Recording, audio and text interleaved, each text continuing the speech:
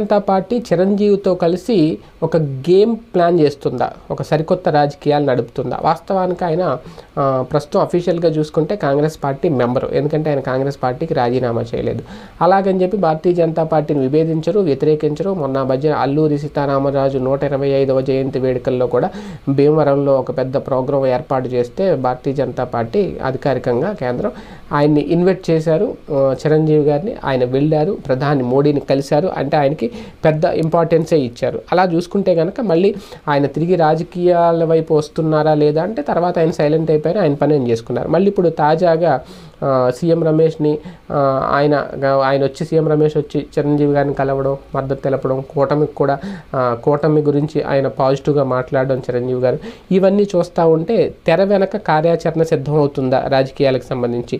ఏపీలో కూటమి ప్రచారాన్ని చంద్రబాబు, పవన్ భుజాల మీద వేసుకున్నారు. ఇప్పుడు కేంద్ర మంత్రులు